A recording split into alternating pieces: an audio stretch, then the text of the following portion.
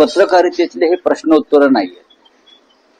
त्यांनी काय कारण दिलं, मी काय कारण द्यायचं. त्यांच्या गाड्यांना अपघात झाला हे खरं आहे. ते ठाण्यातील एका दुःखद प्रसंगातून घाईघाईत येण्यासाठी निघाले आणि गाड्यांना अपघात झाला हे सत्य आहे. याच्यात तुम्हाला शंका घेण्याचं कारण नाही. ते पक्षाबरोबर एकनिष्ठेने काम करतायत. ते आले काल धावत धावत पक्षात बैठकीला. त्यात तुम्हाला कशा करता एवढं अस्वस्थ वाटण्याचं कारण? ते आले म्हणून तुम्हाला वाईट वाटतंय का? बैठकीला नाही, ते बैठकीला हे सगळे खासदार उपस्थित राहिले, याच्याबद्दल काही पत्रकारांच्या काही पोटामध्ये काही अडचणी निर्माण झाल्यात का? त्यांनी सांगायला पाहिजे का बाबा ते कसे काय आले, आम्हाला आमच्या बातम्या गेल्या. नाही राऊत साहेब, आम्हाला काहीच अडचण नाही. पण हे खासदार शिंदेबरोबर स्वतः दिसतात, त्यांच्या बैठकांमध्ये दिसतात, त्यांच्या मंत्र्यांनी ठेवलेल्या स्नेहभोजनाला दिसतात. शिंदे त्यांच्या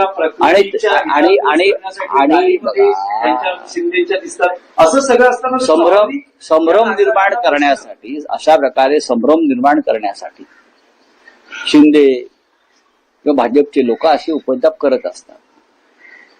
या क्षणी हे सगळे खासदार शिवसेनेबरोबर आहेत. त्याच्यामुळे काय तुमचं जे कुठलं ऑपरेशन वगैरे होतं, आता आम्ही ऑपरेशन वुल्फ करू ना. म्हणजे नक्की काय ऑपरेशन वुल्फ होतं ना. टायगरचं ऑपरेशन कसं करणार तुम्ही मला सांगा? वाघ तुम्हाला हात लावू देईल काय? वाघाला तुम्हाला ती गुंगीत आणावं लागतं, ते लांबून इंजेक्शन, वाघाला घाबरतात, लांबून एक इंजेक्शन मारावं लागतं गुंगीचं. मग तो वाघ आहे का, डोळे उघडलेत का वगैरे बघून मग जाऊन त्याला त्याचे पाय बांधावे लागतात. हे शक्य नाही आमच्याकडे. पण ते वाघ दुरावा ठेवून पक्षप्रमुखांपासून अजिबात नाही. वाघ मोकळा जंगलामध्ये फिरताय. वर्धापन दिन जवळ शिवसेना साठीत आहे. आता काय वर्धापन दिनाचा काय काय 19 जूनला शिवसेनेचा वर्धापन दिन हा षण्मुखानंद हॉलमध्ये साजरा होतो नेहमीप्रमाणे. हीरक महोत्सव 60 वर्ष होतात शिवसेनेला. आणि त्यानिमित्तानं आम्ही काही कार्यक्रम ठेवलेले आहेत. त्यातला एक कार्यक्रम जो आहे फार सुटसुटीत कार्यक्रम आहे, पण ते मी आता सांगत नाही. खासदार येतील, आमदार अशा कार्यक्रमाला आमंत्रण द्यायचं नसतं. हा आपला घरचा कार्यक्रम आहे. आणि त्यावेळेला ठिकठिकाणी जिल्ह्यामध्ये सुद्धा कार्यक्रम होत असतात. पण मुंबईतला मुख्य कार्यक्रम जो असतो हा षण्मुखानंद हॉलला आहे. उद्धव ठाकरे साहेबांचे भाषण आहे, त्याशिवाय इतर काही कार्यक्रम आम्ही आयोजित केलेले आहेत. पण मंचावर आमदार खासदार असतात, त्यांची उपस्थिती राहायची. जे येतील त्यांना खुर्च्या ठेवल्या जातील. मंचावरती शिवसेनेचे नेते असतात. राऊतसाहेब, आणखी एक विषय आहे जो राष्ट्रीय राजकारणातला आहे की ममता बॅनर्जींचा जो पक्ष त्याचे 20 खासदार फुटले आणि 22 त्रिपुरातल्या एका स्थानिक नॅशनल सिटीजन पार्टी यात विलीन झालेल्या आहेत. कधी आपण या पार्टीचं नाव ऐकलं का? National citizen of India party, NCIP. ही त्रिपुराची पार्टी. या पार्टीला संपूर्ण त्रिपुरामध्ये 862 मतं मिळाली. आणि पश्चिम बंगालमध्ये हे काही जागा लढले, तिथे यांची डिपॉझिट गेली, 1000 मतही पडली नाही. हे अमित शहा कुठून कुठून या पार्ट्या निर्माण करतात आणि पटलावर आणतात. आणि एखाद्या गुलामांना हातापायात बेड्या बांधून बरं का कोठडीत ढकलावं तसं त्या पार्टीत ढकलतात. 22 का 20 जे खासदार आहेत ते भाजपात जायला निघाले होते. त्यांना NCIP नावाच्या कुठल्या तरी एका पार्टीत अमित शहानी ढकलून दिलेलं आहे, विरुद्ध ढकलल्यासारखं. त्याच्यामुळे एक झाले, पार्टी मर्ज झाल्यामुळे तृणमूल काँग्रेसवरचा त्यांचा दावा आणि चिन्हावरचा दावा हा संपलेला आहे, जे महाराष्ट्रामध्ये व्हायला पाहिजे होतं. पण न्यायालयात इथे एक न्याय वेगळा लागलाय आणि पश्चिम बंगालमध्ये वेगळी घटना घडली. मर्जिंग करणं किंवा विलीन होणं हाच एकमेव पक्षांतराला पर्याय आहे. महाराष्ट्रामधलं जो काही स्वतःला शिवसेना म्हणून घेणारा गट आहे तो बेकायदेशीर असं आम्ही त्यासाठीच म्हणतो. तो पूर्णपणे बेकायदेशीर. तृणमूलमध्ये 60 पेक्षा जास्त खासदार फुटलेले आहेत. इकडे शिवसेनेचे एवढे फुटले नव्हते आमदार, आणि 20 पेक्षा जास्त खासदार फुटलेले आहेत. तरी त्यांना एका पक्षामध्ये विलीन व्हावं लागलं आपला खासदारका वाचवण्यासाठी. आणि महाराष्ट्रामध्ये तुलनेत कमी आकडा असताना सुद्धा आजही ते शिवसेना म्हणून मिरवत आहे. ते दुर्दैव आहे. याचं कारण असं आहे, महाराष्ट्राच्या नेत्यांचा दिल्लीमध्ये पैशांचा ओघ जास्त गेला. पश्चिम बंगाल तुलनेत गरीब राजकारणी असल्यामुळे, तिथे कोणी एकनाथ शिंदे नसल्यामुळे, तिथे समृद्धी महामार्ग निर्माण झाला नसल्यामुळे किंवा अन्य त्यांच्याकडे ULC खातं नसल्यामुळे ते त्या पद्धतीनं दिल्लीत आणि न्याय व्यवस्थेमध्ये किंवा निवडणूक आयोगामध्ये पैशाचा ओघ वाहू शकले नाही. त्याच्यामुळे त्या गरीब बिचारांना, आमदार खासदारांना कुठल्या तरी NCIP पक्षात ढकलून भाजपवाले मोकळे झाले. जर त्यांच्याकडे तेवढे पैसे असते आणि पैशाचा वापर झाला असता तर तृणमूल पक्ष आणि चिन्हही त्यांना मिळाला असता. पण हा जो निर्णय घेतला आहे मर्जरचा, याचा आमदारीला भविष्यात कायदेशीर लढाई ही पहिल्या दिवशीच आमची सुरू झाली आणि तेव्हाच आम्हाला विजय मिळाला पाहिजे होता. तेव्हाच तृणमूल फुटेपर्यंत वाट बघायची गरज नव्हती. तृणमूलच्या इतक्या आमदारांनी आणि खासदारांनी त्यांची खासदारकी वाचवण्यासाठी एका अशा पक्षात प्रवेश केला ज्या पक्षाचं अस्तित्वच नाही.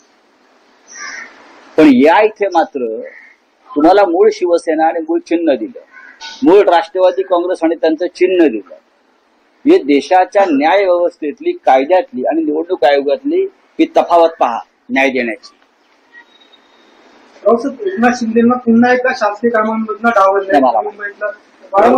मला माहित नाही. मी तुमच्या माहितीसाठी म्हणतो, अशा गोष्टीसाठी मी इथे उभा नाही. काही मोठा विषय असेल तर मी नक्की बोलेन तुमच्याशी. हे आता कोणाला कुठे मंत्रिमंडळात डावरलं, कोणाला खुर्ची दिली नाही, कोणाला पाण्याचा ग्लास दिला नाही, बरं का, शिंदे पिळाला लिंबू दिला नाही, हे काय माझं काम नाही ना. रावसाहेब, RSSचा विषय यापूर्वी दत्तात्रय भुजबळ म्हणाले होते की पाकिस्तानशी संवाद आपला कायम राहिला पाहिजे, अगदीच तोडून चालणार नाही. काल सरसंघचालक तेच म्हणाले की पाकिस्तान. आता हे जे एक कोणते नारायण तातू राणे यांचे एक चिरंजीव आहेत मंत्री, काय त्यांचं नाव, नितेश राणे. हा, हे नेहमी ह्याला पाकिस्तानी, त्याला पाकिस्तानी, हा पाकिस्तानी, तो पाकिस्तानी म्हणतात. मग आता ते मोहन भागवतना पाकिस्तानी म्हणणार का? पाकडे बिकडे काय म्हणा, नाही हिंमत असेल तर. आम्ही असं म्हणत नाही की पाकिस्तान बरोबर चर्चा व्हायला पाहिजे. आम्ही म्हणतो पाकिस्तानला चिरडून टाकलं पाहिजे. ही शिवसेनेची भूमिका आहे. आता मोहन भागवत म्हणतायत किंवा संघ परिवार म्हणतोय, त्यांच्याशी चर्चा व्हायला पाहिजे. मग महात्मा गांधींची हत्या का केली या लोकांनी? इतर लोकांना तुम्हाला पाकडे बिकडे किंवा पाकिस्तानी वगैरे का बोलण्याचा अधिकार आहे? तुम्ही सगळेच पाकिस्तानी आहात ना. तुम्ही ऑपरेशन सिंदूर मधून माघार घेतली तेव्हाच तुम्ही पाकिस्तानी झाला, हे सांगतो मी. तेव्हाच भाजपा पाकिस्तानी झाला. ज्या क्षणी तुम्ही दबावाखाली आंतरराष्ट्रीय पाकिस्तान विरुद्धचं ऑपरेशन सिंदूर मधून सपशेल माघार घेतली तेव्हाच तुम्ही पाकिस्तानी झाले. चला, धन्यवाद.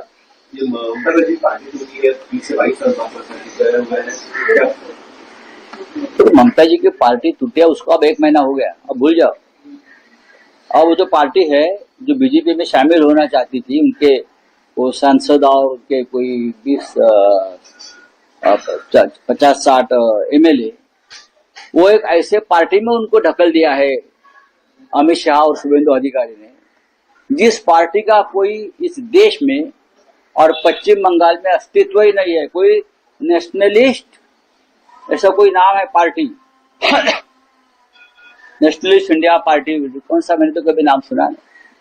अभी मैं पढ़ रहा था कि उस पार्टी को पूरे त्रिपुरा की पार्टी है. उस त्रिपुरा की पार्टी में लोकसभा में कुल मिलकर 800 वोट मिले और पश्चिम बंगाल में भी लड़े थे कुछ जगह, तो सब जगह पे उनका डिपॉजिट गया. ऐसे पार्टी में ये गुलाम को, बेईमान लोगों को ढकल दिया. ये लोग अपने पार्टी में भी नहीं ले रहे, पार्टी मर्ज कर दी. अब तृणमूल का अस्तित्व ही नहीं रहा उनके पास. कोई असली तृणमूल रहेगी ममता दीदी के पास, उनका चिन्ह भी रहेगा. यही बात महाराष्ट्र में होनी चाहिए थी, लेकिन महाराष्ट्र में अलग न्याय हो गया और यहाँ अलग न्याय हो गया।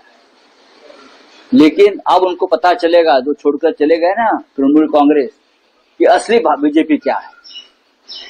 अब डिलिमिटेशन बिल में उनका इस्तेमाल किया जाएगा, उनसे वोट लिए जाएंगे और उनको वापस दरकिनार किया जाएगा। तो अशोक गहलोत कह रहे हैं कि इंडिया अलायंस में राहुल गांधी को पीएम का चेहरा बनाना है। आपको इस पर क्या लगता है? मुझे भी यही लगता है, उद्धव ठाकरे जी को भी यही लगता है, हमारी पार्टी को भी यही लगता है कि एक चेहरा प्राइम मिनिस्टर का होना चाहिए और वो चेहरा लेकर हमको लोकसभा चुनाव में जाना चाहिए, तो ये हमको मोदी के साथ हम टक्कर दे सकेंगे। एक चेहरा चाहिए, विदाउट फेस हम चुनाव कैसे लड़ेंगे? लोग पूछेंगे तुम्हारा प्राइम मिनिस्टर का कैंडिडेट कौन है, तो हम क्या बताएंगे? हमको बताना होगा ये हमारा कैंडिडेट है, ये हमारा प्राइम मिनिस्टर बनेगा।